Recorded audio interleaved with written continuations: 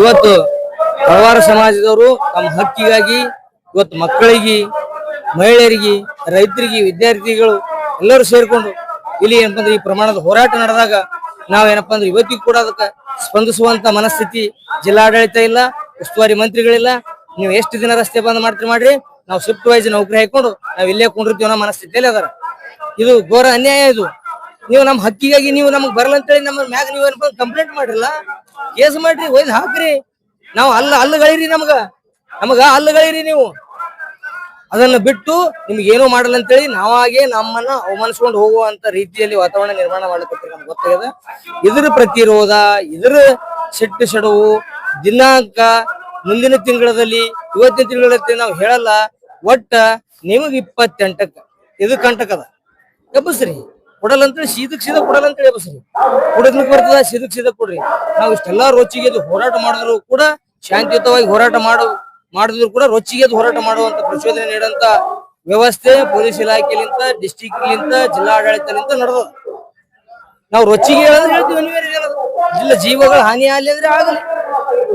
ನಾವೇನಂತ ಶಾಂತಿಯುತವಾಗಿ ಏನಪ್ಪಾ ಅಂದ್ರೆ ತತ್ವ ಸಿದ್ಧಾಂತಗಳನ್ನ ಇಟ್ಕೊಂಡು, ಏನಪ್ಪಾ ಅಂದ್ರ ಗಾಂಧೀಜಿಯವರ ಆದರ್ಶಗಳನ್ನ ಇಟ್ಕೊಂಡು, ಡಾಕ್ಟರ್ ಬಾಬಾ ಸಾಹೇಬ್ ಅವರ ಸಂವಿಧಾನ ತತ್ವ ಸಿದ್ಧಾಂತಗಳ ಆಧರಿಸಿದ ಅಡಿಗಳಲ್ಲಿ ನಾವು ಹೋರಾಟ ಮಾಡ್ಬೇಕು. ಅದನ್ನ ನೀವು ಯಾರು ಗಂಭೀರವಾಗಿ ಪರಿಗಣಿಸ್ತಾ ಇಲ್ಲ ಅಂದ್ರೆ ಇದರದು ಪ್ರತಿ ತಿಂಗಳು ಈ ರೀತಿ ಜಿಲ್ಲೆಯಲ್ಲಿ ಆಗ್ತದ, ಪ್ರತಿ ದಿನಾನು ಆಗ್ತದ.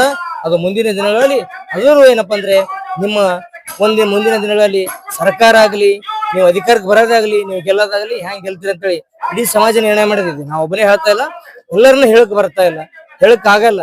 ಇವತ್ತ ಈ ರೀತಿ ಹಿಂಗ್ ಮಾಡ್ಬೇಕು, ಹಿಂಗ್ ಮಾಡ್ಬೇಕಂತೇಳಿ ಇಡೀ ಸಮಾಜ ಒಕ್ಕೋರ್ಲಿಂತ ನಿರ್ಣಯ ತಗೊಂಡು ನಾವ್ ಏನ್ ಹೇಳ್ಬೇಕು, ಸಮಾಜಕ್ಕೆ ಏನ್ ಸಂದೇಶ ಕೊಡ್ಬೇಕು, ಸಮುದಾಯದ ಜನರಿಗೆ ಏನ್ ಸಂದೇಶ ಕೊಡ್ಬೇಕು, ಜಿಲ್ಲೆಯಲ್ಲಿ ಏನು ನಡೆದದ, ಇಡೀ ಏನಪ್ಪಾ ಅಂದ್ರೆ ವ್ಯವಸ್ಥೆಯನ್ನ, ಈ ದುರಾಡಳಿತವನ್ನ ಜನಸಾಮಾನ್ಯರ ಗಮನಕ್ಕೆ ತರಬೇಕಾದ್ರೆ, ಯಾಕೆ ಜನಸಾಮಾನ್ಯರ ಗಮನಕ್ಕೆ ತರಬೇಕಂದ್ರೆ ಈ ದೇಶದಲ್ಲಿ ಸರ್ಕಾರ ರಚನೆ ಆಗ್ಬೇಕು, ಏನಪ್ಪಾ ಅಂದ್ರೆ ವ್ಯವಸ್ಥಿತ ಏನಪ್ಪಾ ಅಂದ್ರೆ ಒಂದು ಕಾನೂನು ಜಾರಿಗೆ ಬರಬೇಕು.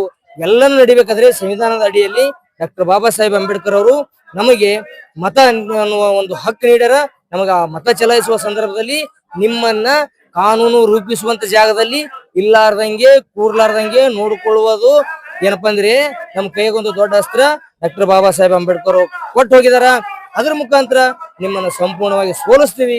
ನಿಮ್ಗೆ ಸಂಪೂರ್ಣವಾಗಿ ನಿಮ್ಮನ್ನು ಊಟಪಾಳಿ ಕಿತ್ತಿಸಿ ನಾಳೆಗೆ ನಮ್ಗೆ ಯಾರು ಸರ್ಟಿಫಿಕೇಟ್ ಕೊಡ್ತಾರ ಅವರಿಗೆ ಕರ್ಕೊಂಡು ಬಂದು ನಮ್ಮ ಹಕ್ಕು, ನಮ್ಮ ನ್ಯಾಯ ತಗೊಳ್ಳುವಂತ ವ್ಯವಸ್ಥೆ ಮುಂದಿನ ದಿನಗಳಲ್ಲಿ ನಾವು ನಿರ್ಮಾಣ ಮಾಡಿಕೊಂಡು ನಮ್ಮ ನ್ಯಾಯ ಪಡೆದೇ ತೀರುತ್ತೇವೆ.